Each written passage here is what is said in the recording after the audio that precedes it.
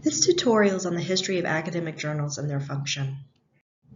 We will cover inductive reasoning, also known as the scientific method, and how this developed journals and the role that journals play in the scientific method. Inductive reasoning was established by Sir Francis Bacon in the 17th century. He premised that for there to be new scientific discovery, there had to be many observations or experimentations to fully understand phenomenon and build new knowledge. So there's 6 steps to the scientific method. First, a researcher will determine the phenomenon in which to be examined. The researcher then creates some sort of a hypothesis to explain the phenomenon, and in some cases will be using preset hypotheses or theories. The researcher will then create some sort of prediction on what he or she may find or discover through their experiment or observation. At this point, the actual experiment or observation is run, and then after that, the researcher will draw findings and conclusions on what was observed, and oftentimes will go back to decide whether the prediction held or if the theories or hypotheses that are utilized to explain the phenomenon are valid. And then at that point, the researcher will also want to communicate findings, and this is where academic journals come in. Before the advent of scholarly journals in the 1600s, scholars were literally writing each other letters about their discoveries. The scholars were quite frustrated with this process because of how slow it was in order to get out information and new findings out within the field.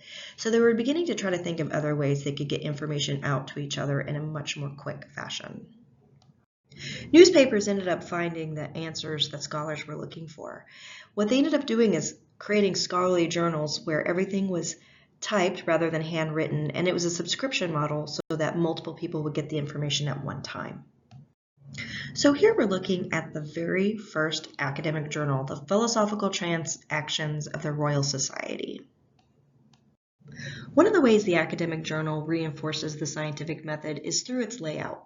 If you look at a journal article, oftentimes what you're going to see is it replicates every step of the scientific method. So you'll see the introduction will introduce the phenomenon.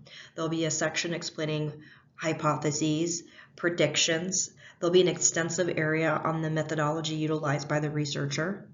Then there will be the explanation of the results of the observation or experiment, and then conclusions and ideas on how this affects our broader knowledge. Academic journal articles also help promote that last step of the scientific method about documenting new knowledge. So the discoveries and observations that we find are now documented, and that can be shared to others and referenced by others, which helps us build a new body of knowledge. The other idea is that this process allows for much quicker advancement of science because of the ability to get that information out much more quickly. Academic journals help us communicate findings first by distributing out the information all at once to a body of scholars through subscription that either individuals have or their institutions will have.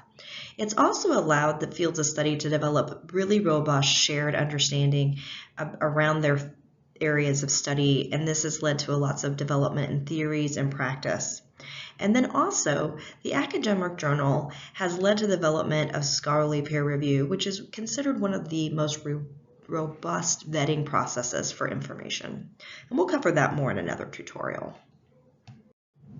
So in summary, we need to remember to thank our biologist and our chemist for creating scientific journals.